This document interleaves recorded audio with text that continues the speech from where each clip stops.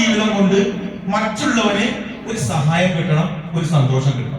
അതാണ് നമ്മുടെ ഇവിടെ വന്നിട്ടുള്ള ഈ പാലിയേറ്റീവ് കെയറിലേക്ക് വന്നിട്ടുള്ള ഓരോ ആളുകളുടെയും ലൈഫിലെ ടാർഗറ്റ്, നമുക്ക് ഫോക്കസിംഗ് ചെയ്യുന്നത് നമ്മളെ ലൈഫ് കൊണ്ട്, നമ്മളെ പ്രവർത്തനം കൊണ്ട് നമ്മളെ കൂടെ നിൽക്കുന്ന ആളുകൾക്ക് ഒരു സഹായം അല്ലെങ്കിൽ ഒരു ഹാപ്പിനെസ്. അപ്പൊ അത് സിങ്ക്രണൈസ് ചെയ്യണം. അങ്ങനെ കടകട നൽകി വൺ വൺ ഒന്നും കൂടി എവിടേക്കോ ചില പ്രശ്നമുണ്ട്. ഒന്ന് റെഡിയോ സമയം ഇതെന്ത് റങ്കായി കണ്ണടന്റെ കാര്യം നിങ്ങൾ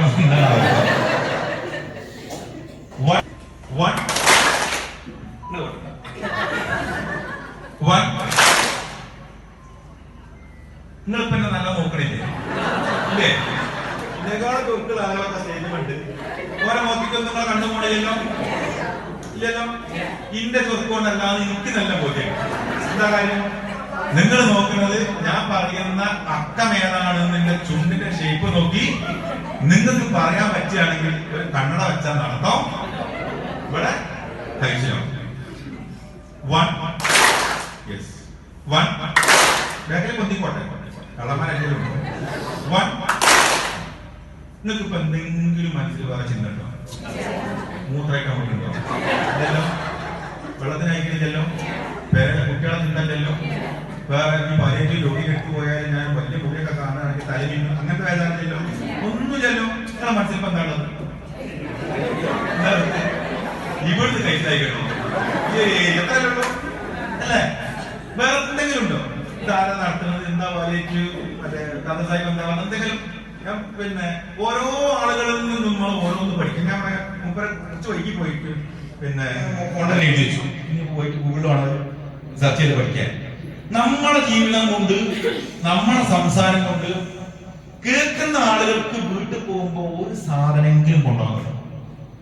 വെറുതെ പറഞ്ഞ് 2-3 മണിക്കൂർ പ്രസംഗിക്കുന്ന ആളുകൾ. പക്ഷെ അതിനപ്പുറത്തേക്ക് നമ്മളിൽ നിന്നും ഒരു സാധനം, ഇപ്പൊ കഥസാഹിബിന് 3 സാധനം കൊണ്ടുപോയിട്ടുണ്ട്. ഒന്ന് കമ്പാർട്ട്മെന്റ് സിൻഡ്രോം. എനിക്കറിയില്ല എന്താ സാധനം. ഇനി ഗൂഗിൾ നോക്കിയാൽ ഗൂഗിളിന് പ്രത്യേകത ഉണ്ട്. നമ്മളെ മാതിരി അസൂയില്ല, നമ്മളെ മാതിരി വിവരങ്ങളും പറയില്ല, നമ്മളെ മാതിരി സാധനം ചോദിച്ചാൽ ഡിലേ ആക്കില്ല.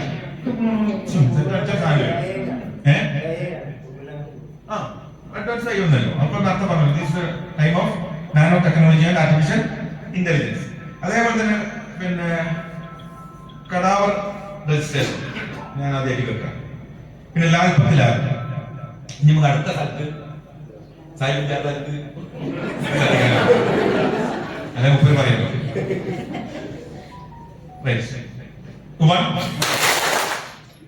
റെഡി ടു മൂല മൂല മാത്രം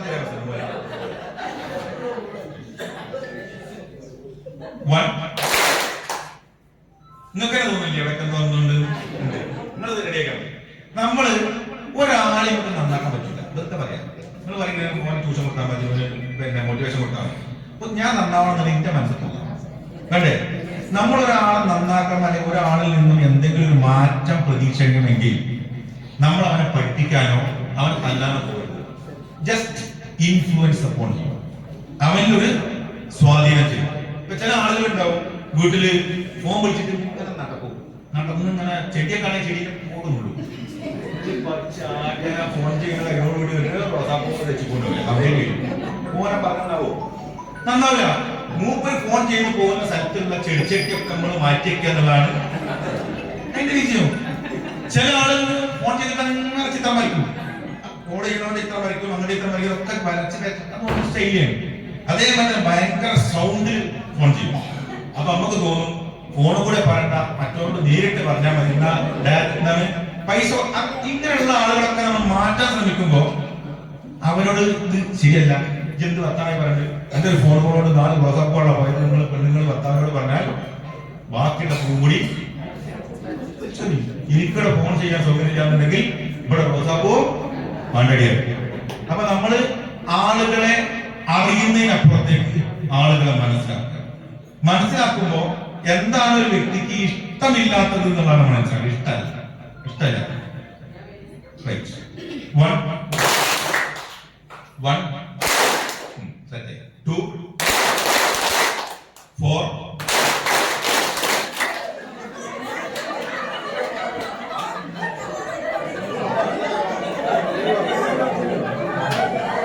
എന്താണ് സാറ്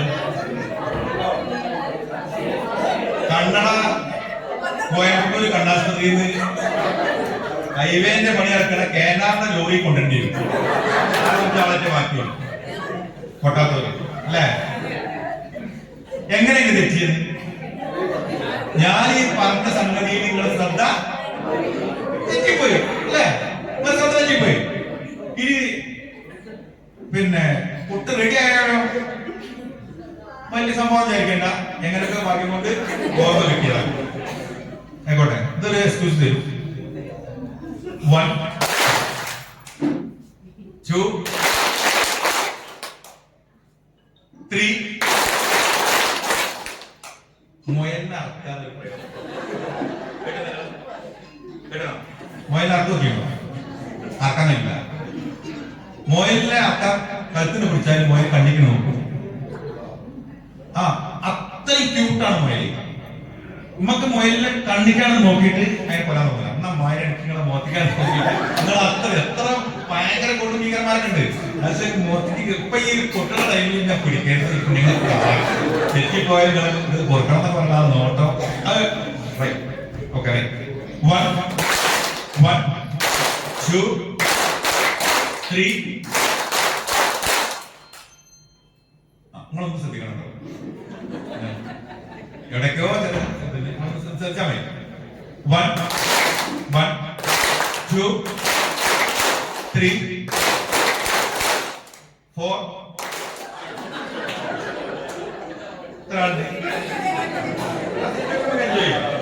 ഇനി നിങ്ങൾക്ക് കണ്ണട വെച്ച് പോകാനാണ് നിങ്ങൾക്ക് മടിയെങ്കിൽ നിങ്ങൾ സ്റ്റേജിൽ വന്ന് സാങ്കല്പികമായി ചിരിച്ചുകൊണ്ട് നല്ല ചിരിക്കുന്നുണ്ട്.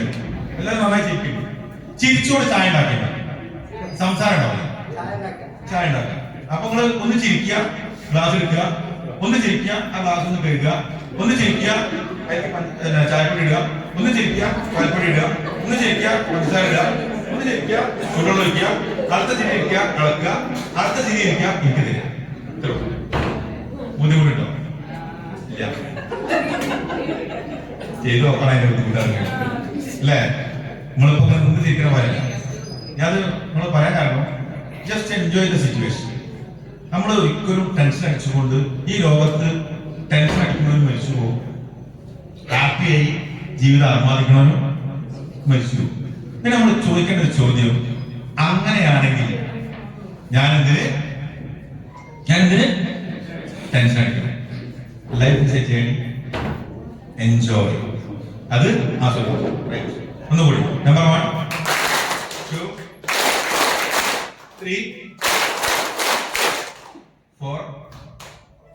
ഇപ്പൊ കുറച്ചുകൂടി കോൺഷ്യസ് ആയോ? ശ്രദ്ധ കൊടുത്തോ? നിങ്ങൾ ശ്രമിച്ചാൽ ചെയ്യാൻ പറ്റും. ഇത് ഞാനാണോ നിങ്ങൾ ശ്രദ്ധിക്കാൻ പറഞ്ഞത്? നിങ്ങൾ എന്താ ശ്രദ്ധിക്കാൻ കാരണം? നിങ്ങളുടെ മനസ്സിനോട് പറയുന്നുണ്ട്, നിങ്ങളുടെ മൈൻഡിനോട് പറയുന്നത് എന്താണ്? സംഗതി തെറ്റിയാല് പണി വേറെയാണ്, പണി കിട്ടാൻ എനിക്ക് താല്പര്യമില്ല. അപ്പൊ നിങ്ങളുടെ മൈൻഡിൽ പ്രോസസ് ചെയ്യും, ഇതാണ് സംഭവം. പിന്നെ കറക്റ്റ് ബ്രെയിനെ കറക്റ്റ് ശ്രദ്ധിച്ചോ, കറക്റ്റ് പ്രോസസ് ചെയ്തോ, കറക്റ്റ് പ്രോസസ് ചെയ്തിട്ട് കറക്റ്റ് ടൈമിൽ കയ്യിലൂടെ അതിന്റെ മെസ്സേജ് കൊണ്ടാ നിലയ്ക്ക് കൊട്ടാൻ പറ്റും. നിങ്ങൾ ആ ഒരു ബോഡി മെക്കാനിസം അവിടെ കറക്റ്റ് വർക്ക് ചെയ്യും. അപ്പൊ ഞാൻ പറഞ്ഞത്, നമ്മൾ വിചാരിച്ചാൽ നടക്കാത്തതായിട്ടൊന്നും, impossible is only an option. അതൊരു ഓപ്ഷനാണ്, നമുക്ക് ചെയ്യാൻ പറ്റില്ല എന്നുള്ളത് നമ്മുടെ ഓപ്ഷനാണ്. അപ്പോ നിങ്ങൾ ഈ ഒരു ഇനീഷ്യേറ്റീവിലേക്ക് വന്നപ്പോ, അല്ലെങ്കിൽ ഈ ഒരു പാലിയേറ്റീവ് എന്ന് പറഞ്ഞാൽ വളരെ ബൃഹത്തായ ഒരു പദ്ധതിയിലേക്ക് പുതുതായി വന്ന ആളുകളോട് എനിക്ക് പറയാനുള്ളത്, നിങ്ങൾക്ക് ഒരു പാലിയേറ്റീവ് വളണ്ടിയർ ആവാൻ സാധിക്കില്ല, അല്ലെങ്കിൽ നല്ലൊരു വളണ്ടിയർ ആവാൻ കഴിയില്ല എന്നൊരു തോന്നലുണ്ടെന്നുണ്ടെങ്കിൽ ആ തോന്നല് ഈ ഹാളിൽ വെച്ചുകൊണ്ടുമാണ് നിങ്ങൾ പുറത്തേക്ക് പോകുന്നത്. എല്ലാ ആളുകൾക്കും നല്ല പാലിയേറ്റീവ് വർക്കായി തീരാൻ പറ്റും. ഞാൻ ഈ പറഞ്ഞ നിങ്ങളുടെ ക്ലാപ്പ് ചിലപ്പോ വളരെ സൈക്കാട്രിക് ആയിട്ടുള്ള പേഷ്യൻസ് ഒക്കെ ഉണ്ടാവും. അവരോട് നിങ്ങളോട് ക്ലാപ്പ് ചെയ്യാൻ പറഞ്ഞാൽ അവർക്ക് ആ ഒരു ടൈമിൽ അവർ ഹാപ്പി, നിങ്ങളോട് ഇന്ററാക്ഷൻ ഉണ്ടാവും. ഇപ്പൊ ഞാൻ ചെല്ലാത്ത ദിവസങ്ങളൊക്കെയാണെങ്കിൽ നേഴ്സോട് ചോദിക്കാൻ മറ്റേ ചെക്കൻ വന്നില്ലേന്നാ ചോദിക്കുക. ഞാൻ വന്നാല് പുതിയ ആളുകൾ ചെല്ലാനാണ് ഇവർക്ക് ഇഷ്ടം. അവ അവരാണ് കൂടുതൽ സംസാരിക്കുക. അപ്പൊ നമ്മളെ വീട്ടിൽ രോഗി ഉണ്ടെങ്കിൽ നമ്മളെന്താ ചോദിക്കുക രോഗിയോട്? ചായണോ? രോഗി കൊണ്ടേ കൊടുക്കും കേട്ടോ. ഉച്ചയാകുമ്പോൾ ചോദിക്കും ചോറാണോ? കൊണ്ടു കൊടുക്കും. അപ്പൊ ഈ ചൂട് പിന്നെ കുറച്ച് ചൂട് കമ്മിയാണെന്ന് പറഞ്ഞാലോ, എന്നാ ഞാൻ നാളെ ചൂടുള്ള മാറ കൊണ്ടാലോ. നമ്മള് ഒരു എന്താ പറയാ പാക്കേജ് മാത്രമേ ഉണ്ടാവുള്ളൂ അവര് ചോദിക്കണ്ടേ. നേരെ മറിച്ച് ഒന്നും വേണ്ട. നമ്മുടെ വീട്ടിൽ പ്രായമുള്ള ഒരാളുണ്ട്, ഞാനും എന്റെ വീടാണെങ്കിൽ എന്റെ ഭാര്യയും ഞാനുമാണ് എന്റെ അച്ഛൻ എനിക്ക് കണ്ടുകൊണ്ടാത്ത ആളുകളുണ്ടാവും. എന്റെ പെങ്ങളാണെങ്കിൽ ഞാൻ ഉദാഹരണം പറയാണ്, എന്റെ പെങ്ങള് 6 മാസം കൂടുമ്പോഴൊക്കെ ഒന്ന് വന്ന് അച്ഛനോടൊക്കെ തലക്ക് വേണ്ടി എന്തൊക്കെയാണ് അച്ഛാ സുഖല്ലേ മരുന്നാ കുടിക്കണ്ടോ എന്ന് ചോദിച്ചാൽ പിറ്റേ ദിവസം പറയാം ഞാൻ ഒരു ഹാപ്പി ആയിരുന്നു ഇന്നലെ. അപ്പൊ അയാൾക്കാർ എന്റെ ഇന്നലെ മോള് വന്നു കാര്യങ്ങളൊക്കെ ചോദിച്ചു, മോള് ഇതിനൊക്കെ തൊട്ടു കഴിഞ്ഞിരുന്നു, എനിക്ക് ഒരു ഹാപ്പി ആയി. എല്ലാ ദിവസവും കുളിപ്പിക്കലും എല്ലാ ദിവസവും കഞ്ഞിട്ട് കൊടുക്കലും എല്ലാ ദിവസവും എല്ലാ പണിയും ഞാൻ ഉദാഹരണമാണ് ഞങ്ങൾ തന്നെയാണ് ചെയ്തിട്ടുണ്ടാവും. പക്ഷെ നമ്മൾ അവരെ പരിഗണിക്കാൻ പറഞ്ഞു. നമ്മുടെ ഡ്യൂട്ടിയൊക്കെ നമ്മൾ ചെയ്യും. പരിഗണിക്കലും പ്രധാനപ്പെട്ട കാര്യം. ഇപ്പൊ നിങ്ങളിപ്പോ പിന്നെ നിസ്കരിക്കുന്ന ഒരാളെ കാണെങ്കിൽ രാവിലെ നിസ്കരിക്കണ്ടേ, ആ മക്കലിട്ടോ ചൂടുവെള്ളം വെറുതെ ചോദിച്ചാൽ മതി, ഒരു വേണമെന്നൊന്നും പറയില്ല. പക്ഷെ നമ്മൾ അവരെ ശ്രദ്ധിക്കുന്നുണ്ട് എന്നൊരു ഫീൽ അവർക്ക് ക്രിയേറ്റ് ചെയ്യും. അത് പ്രധാനപ്പെട്ട സംഭവം. സ്നേഹമാണെങ്കിൽ അങ്ങനെ തന്നെ. നമ്മൾ സ്നേഹം നമ്മുടെ മനസ്സിലുള്ളിലുണ്ടായിട്ട് കാര്യമില്ല. നമ്മൾ അവരെ സ്നേഹിക്കുന്നുണ്ട് എന്ന് അവർക്ക് ബോധ്യപ്പെടുമ്പോൾ അവരെ നമ്മൾ ഇഷ്ടപ്പെടും. നമ്മുടെ ഉള്ളിലുണ്ടാവും നല്ല സ്നേഹം ഉണ്ടാവും, നല്ല കാര്യങ്ങളൊക്കെ വാങ്ങി കൊടുക്കും, ഡോക്ടർക്ക് കത്ത് കൊണ്ട് കൊടുക്കും, മരുന്ന് വാങ്ങി കൊടുക്കും, ഇതൊക്കെ ഉണ്ടാവും. പക്ഷെ സാരമില്ല, അല്ലെ കുഴപ്പമൊന്നുമില്ല, നിങ്ങൾ റെഡിയായി കൊടുക്കും, ഒന്നും സാറായി എന്നൊക്കെ പറഞ്ഞ് ജസ്റ്റ് ഒന്ന് അല്ലെങ്കിൽ ഒന്ന് കൈ പിടിച്ച് പുറത്തേക്ക് നടക്കാത്ത ആളാണെങ്കിൽ ഒന്ന് നടന്നു നോക്കി, ജസ്റ്റ് 2 നടക്കാൻ നോക്കി, 2 സ്റ്റെപ്പേ നിങ്ങൾക്ക് പറ്റുള്ളൂ, 2 സ്റ്റെപ്പ് മതി, നാളെ നമുക്ക് 3 സ്റ്റെപ്പ് ആക്കാം. അപ്പൊ ഈ രോഗിയുടെ ആത്മവിശ്വാസം കൂടുകയാണ്. അപ്പൊ നിങ്ങൾക്ക് ചെയ്യാൻ പറ്റുന്നത് ഇങ്ങനെയുള്ള പാലിയേറ്റീവ് ആയിട്ടുള്ള ആളുകൾക്ക് ആത്മവിശ്വാസം നൽകാൻ നിങ്ങൾക്ക് സംസാരിക്കാൻ പറ്റും. നിങ്ങൾക്ക് ഒരുപാട് സ്റ്റോക്ക് ഉണ്ടാവും, നിങ്ങൾക്ക് കുറച്ച് ഐഡിയാസ് ഉണ്ടാവും.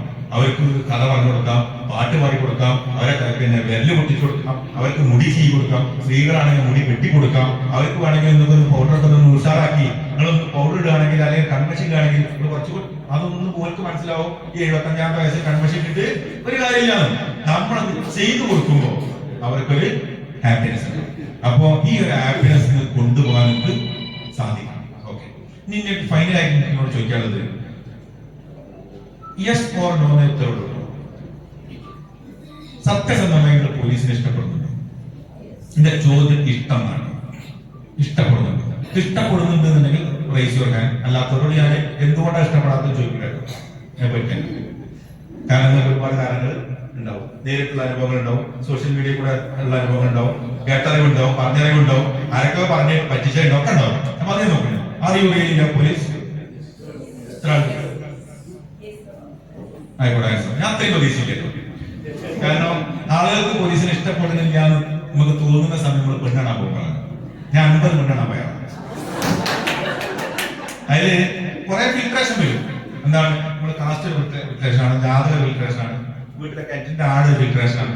അതൊക്കെ നോക്കും. എന്റെ കുട്ടി നല്ല കുണ്ടകിണറ്റിനാണോ വെള്ളം കോരുന്നതൊക്കെ നോക്കും. പിന്നെ വഴി ഉണ്ടോ, വണ്ടിയൊക്കെ ചെല്ലുമോ, വീട് വാർപ്പാണോ, പുകയില്ലാത്ത അടുപ്പാണോ, അപ്പൊ മറ്റേ ഷോണ്ടോ കൂടി നോക്കും. ഈ ഉണ്ടോ, ഇങ്ങനെ ഒരുപാട് ഫിൽട്രേഷൻ കഴിഞ്ഞിട്ടാണ് നമ്മൾ കിട്ടുക. അപ്പൊ ആളുകള് പോലീസിനെ കാണുന്നത് ഒരു 80% ആളുകൾ പോലീസിനെ ഇഷ്ടപ്പെടുന്നില്ല. എന്നാ പോലീസിന്റെ കുപ്പായത്തിന് ഇഷ്ടമാണ്.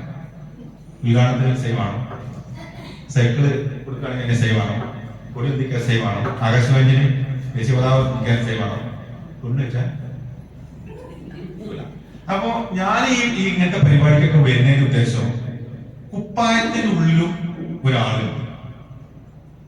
ആളിനെ ഇഷ്ടപ്പെടണം. ഇപ്പൊ ഞാൻ ഒരു യൂണിഫോമിൽ അല്ലെങ്കിൽ പോലീസ് എന്നുള്ള നിലയ്ക്ക് വന്നാൽ എനിക്ക് നിങ്ങളോടുള്ള അറ്റാച്ച്മെന്റ് വ്യത്യാസം. അപ്പൊ നമ്മൾ എവിടെ കണ്ടാലും ഈ മനുഷ്യനാകുമ്പോഴൊരു പ്രത്യേകത. ഞാൻ എല്ലാവരും റിക്വസ്റ്റ് ചെയ്യുന്നത് നമ്മളെല്ലാവരും ബന്ധപ്പെടും. എനിക്ക് 3 ടാർഗറ്റാണുള്ളത്. 1, മരിക്കുന്നത് വരെ നമ്മളെ ആരും വെറുക്കരുത്. നിങ്ങൾക്ക് അങ്ങനെയാണോ? മരിക്കുന്നത് വരെ നമ്മളെ ആരും വെറുക്കപ്പെടരുത്. നിങ്ങളുടെ ടാർഗറ്റാണ്. 3ാമത്തത്, മരണശേഷവും നമ്മൾ അറിയപ്പെടും. 1ാമത്തെയും 2ാമത്തെയും കാര്യം റെഡി ആവണമെങ്കിൽ അപ്പൊ ഈ കാക്കയാണ് എന്റെ അടുത്ത സുഹൃത്തെങ്കിൽ മൂപ്പർക്ക് ഡെയിലി ഇഷ്ടപ്പെടുന്നത് രാവിലെ ഒരു ഐസ്ക്രീം ആണെങ്കിൽ ഞാൻ ഡെയിലി ഐസ്ക്രീം കൊണ്ടു കൊടുക്കുന്ന എല്ലാ ദിവസവും കൊണ്ടു കൊടുക്കുകയാണെങ്കിൽ അയാൾക്ക് ഇഷ്ടപ്പെടും. ഞാൻ എന്നാണ് അത് കൊണ്ടു കൊടുക്കാൻ നിൽക്കുന്നത് അന്ന് അയാൾക്ക് ഇഷ്ടം പോവുകയും ചെയ്യും. അതൊരു കണ്ടീഷനാണ്. നേരെ മറിച്ച് മരണശേഷവും നമ്മൾ അറിയപ്പെടണമെങ്കിൽ ഞാൻ നിങ്ങളോട് പറയുന്നത്, ഇന്ന് ലോകത്ത് ജീവിച്ചിരിക്കുന്ന ആളുകളെക്കാൾ കൂടുതൽ ആളുകൾ ഈ ലോകത്ത് ജീവിച്ചു മരണപ്പെട്ടു. ഈ മരണപ്പെട്ടു പോയ ആളുകളിൽ വളരെ കുറഞ്ഞ ആളുകളെ നമ്മൾ അറിയുന്നുള്ളൂ, നമ്മൾ അവരെ ഫോളോ ചെയ്യുന്നുള്ളൂ, അവരെ നമ്മൾ ഓർക്കാൻ ശ്രമിക്കുന്നുള്ളൂ, അവരെ ഫോട്ടോ കീപ്പ് ചെയ്യുന്നുള്ളൂ, അവരെ ജന്മദിനം ആഘോഷിക്കുന്നുള്ളൂ, ചരമദിനം ആഘോഷിക്കുന്നുള്ളൂ. വളരെ കുറച്ച് ആളുകൾ. ബാക്കി ഒരുപാട് ആളുകൾ നമുക്ക് ഓർമ്മയില്ല. അപ്പൊ നമ്മളെ പാരമ്പര്യം എടുത്തു നോക്കുകയാണെങ്കിൽ ചിലപ്പോൾ നമ്മൾ അച്ഛനറിയും, അച്ഛനറിയും, അതിന്റെ ബാക്കിലുള്ള ആളുകൾ ആരാണോ നമ്മൾ കണ്ടിട്ടില്ല, കേട്ടിട്ടില്ല, അവരെ നമ്മൾ ഓർക്കാനെന്ന് പോകില്ല. എന്താ കാരണം? ഈ ഓർമ്മിക്കപ്പെടുന്ന ആളുകളുടെ മനസ്സിൽ നിലനിൽക്കാനുള്ള കാരണം എന്താണ്? They directly or indirectly influence our mind. നമ്മുടെ മനസ്സിനെ അവര് സ്വാധീനിച്ചു. Dear my friends, എനിക്ക് നിങ്ങളോട് പറയാനുള്ളത്, ഒരു മറ്റുള്ളവരുടെ സഹജീവിയുടെ മനസ്സിനെ സ്വാധീനിക്കാനും മരണശേഷവും അറിയപ്പെടാനുള്ള ഏറ്റവും നല്ല സ്പേസ് ആണ് പാലിയേറ്റീവ് കെയർ. കാരണം നമ്മുടെ ഓരോ പ്രവർത്തനങ്ങളും എന്താ പറയാ, ആ കാക്ക അല്ലെങ്കിൽ ആ ഏട്ടുണ്ടായിരുന്ന കാലത്തായിരുന്നു പാലിയേറ്റീവ് രോഗികളൊക്കെ ഭയങ്കര ഹാപ്പി. അയാൾ മരണപ്പെട്ടു പോയാലും അയാളെ കുറിച്ചുള്ള ഓർമ്മകൾ നിലനിൽക്കും. അയാൾ വന്നിട്ടാണ് എനിക്ക് ബിസ്ക്കറ്റ് തന്നിരുന്നത്. ഞാൻ പറയാൻ കാരണം, നമ്മളെ ഒരു ക്ലാസ്സിൽ കുട്ടി പറഞ്ഞതാണ്, ഞങ്ങളെ വാടക പറയുന്നത് ഒരിക്കലും മറക്കൂല, മരിച്ചിട്ട് ഒരുപാട് വർഷങ്ങളായി. അപ്പൊ മറക്കാതിരിക്കാനുള്ള കാരണം, എന്ത് സങ്കടമാണെങ്കിലും സന്തോഷമാണെങ്കിലും അയാൾ വീട്ടിൽ വരിക. അത് അയാളുടെ ഒരു ക്യാരക്ടർ. അപ്പൊ നമ്മളെ ആ ഒരു ശൈലി മാറിയാൽ തന്നെ, നമ്മളെ ആളുകളുള്ള ഇടപെടൽ മാറിയാൽ തന്നെ ആളുകൾ നമ്മളെ ഇഷ്ടപ്പെടും, ആളുകൾ നമ്മളെ അംഗീകരിക്കും. അപ്പൊ ഏറ്റവും നല്ല സ്പേസ് ആയിട്ട് നിങ്ങൾ കാണണം. ഇത് എന്താ പറയാ, ഇതൊരു നമ്മളൊരു ഡ്യൂട്ടി അല്ലാതെ ഇത് നമ്മളൊരു ഡെഡിക്കേഷൻ ആയിട്ട് നിങ്ങൾ ചെയ്യാൻ വേണ്ടിയിട്ട് നിങ്ങൾക്ക് സാധിക്കണം. ഇനി പാലിയേറ്റീവിനെ കുറിച്ച് വേറെ എന്തെങ്കിലും ചില കാര്യങ്ങൾ അറിയണോ? മരുന്ന് എത്ര ആൾ പോയിട്ടുണ്ട്? നിങ്ങൾ ട്രെയിനിങ് കൊടുക്കല്ലേ? പിന്നെ നേരത്തെ പറഞ്ഞു നമ്മൾ ചെറിയൊരു ബേസിക് ട്രെയിനിങ് കിട്ടുന്നത് മിക്കവാറും ആക്സിഡന്റുകൾ റോഡുകൾ നടക്കും. ഞങ്ങളെ പോലീസിൽ തന്നെ വാഴക്കാട് ബഷീർ സാറ് ഒരു ആക്സിഡന്റിൽ ഹോസ്പിറ്റലൈസേഷനിൽ ഹോസ്പിറ്റലിൽ കൊണ്ടുപോകുന്നതിന്റെ അപാകത കൊണ്ട് പാരലൈസ് ആയിരുന്നു. അയാള് പുതിയ വീടുണ്ടാക്കി സൺഷൈഡ് വാർപ്പിന് വെള്ളം ഒഴിക്കാൻ വന്നപ്പോ നേരെ സ്കിപ്പായി നേരെ വീണായിട്ട് ജസ്റ്റ് ഒരു ബോധം ഉണ്ടായുള്ളൂ. അപ്പോഴേക്കും അവിടുത്തെ ബാക്കിയുള്ള ആളുകളെല്ലാം കൂടെ എടുത്തു കൊടുത്തപ്പോൾ ഇയാൾ നിരങ്ങിയ പറഞ്ഞ സംഗതി പ്രശ്നമാണ്, വിട്ട് വണ്ടിക്ക് പോകാൻ നമ്മൾ കൂടെ ഇട്ട് ഓട്ടോറിക്ഷ കൊണ്ടുപോയി മടക്കി കുത്തി കൊണ്ടുപോയി. നട്ടലിന് ഡാമേജ് ആയി അയാൾക്ക് എണീക്കാൻ പറ്റാതെ.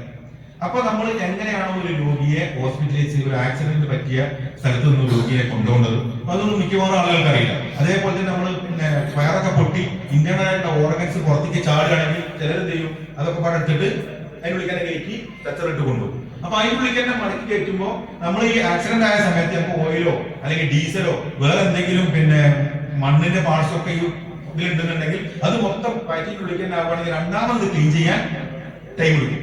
അതേപോലെ തന്നെയാണ് നമ്മൾ പരന്ന അല്ലെങ്കിൽ സ്ട്രെച്ചറിൽ വെച്ച് കൊണ്ടുപോകാം. അപ്പൊ ഇത്തരം കാര്യങ്ങളൊക്കെ നമ്മൾ ഈ പാലിയേറ്റീവ് കെയറിലൂടെ പഠിക്കുമ്പോൾ എപ്പോഴാണ് നമ്മളെ കൊണ്ട് ഒരാൾക്ക് ഉപകാരം കിട്ടുക എന്ന് പറയാൻ പറ്റില്ല. ചിലപ്പോൾ നമ്മൾ യാദൃശ്ചികമായി പോകുമ്പോഴാവും ഒരു ആക്സിഡന്റ് ആവുക, നമ്മളുടെ ചെറിയ ഒരു ഇടപെടൽ കൊണ്ടാവും ചിലപ്പോൾ അവൻ ജീവിതത്തിലേക്ക് തിരിച്ചു വരിക. അപ്പൊ സൈക്കോളജിക്കൽ ഫസ്റ്റ് എയ്ഡും കൂടി കൊടുക്കണ്ടാവും. സൈക്കോളജിക്കൽ ഫസ്റ്റ് എയ്ഡ് എന്ന് പറഞ്ഞാൽ നമ്മള് മെഡിക്കൽ ഫസ്റ്റ് എയ്ഡ് അതിന്റെ തുടക്കം പൊട്ടിയിട്ടുണ്ട്, എന്റെ കാര്യം പോക്കാന്നല്ല നമ്മളോട് പറയുന്നത്. എന്താണ്, സാരൊന്നുമില്ല, വലിയ ഫ്രാക്ചർ ഒന്നുമില്ല, ഹോസ്പിറ്റൽ പോയാൽ റെഡി ആവുള്ളൂ, അടുത്ത തന്നെ ഹോസ്പിറ്റലിലെ അവനൊരു കോൺഫിഡൻസ് നൽകുക. അപ്പൊ ഇത്രയും കാര്യങ്ങളൊക്കെ നമുക്ക് ചെയ്യാൻ പറ്റും. ഏതായാലും ഈ ഒരു പരിപാടി നിങ്ങളൊക്കെ ഈ ഒരു മഹത്തായ ദൗത്യം ഏറ്റെടുത്തുകൊണ്ട് മുന്നേ പോരാളികളായി ഇവിടെ കർമ്മ സജ്ജനായി ഇവിടെ എത്തിയ പ്രിയപ്പെട്ട സഹോദരന്മാരെയും സഹോദരിമാരെ കാണാൻ പറ്റിയ വളരെ സന്തോഷം. ഈ ഒരു യാത്രയിൽ ഞാനും നിങ്ങളുടെ കൂടെ ഉണ്ടാവും. ഈ ഒരു പരിപാടിക്ക് എല്ലാവിധ ആശംസകളും അറിയിക്കുന്നു. ഇനിയും ഇതേപോലുള്ള പരിപാടി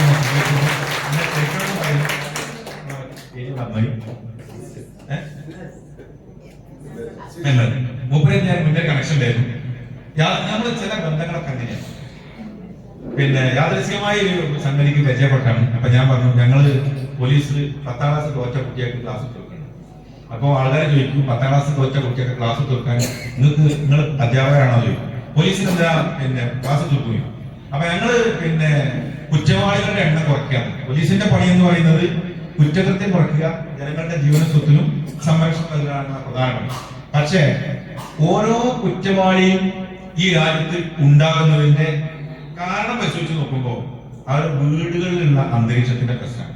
ഒന്നുകിൽ വാപ്പയും തമ്മിലുള്ള പ്രശ്നം ഉണ്ടാവും, അല്ലെങ്കിൽ വാപ്പ ഒഴിവാക്കി പോയിട്ടുണ്ടാവും, അല്ലെങ്കിൽ രക്ഷിതാവ് വെള്ളരി ഉണ്ടാവും, അല്ലെങ്കിൽ എന്നും കച്ചറയായിരിക്കും. അങ്ങനെയുള്ള കുടുംബത്തിൽ നിന്ന് വരുന്ന കുട്ടികളാണ് ഈ പ്രശ്നത്തിൽ വരുന്നതും.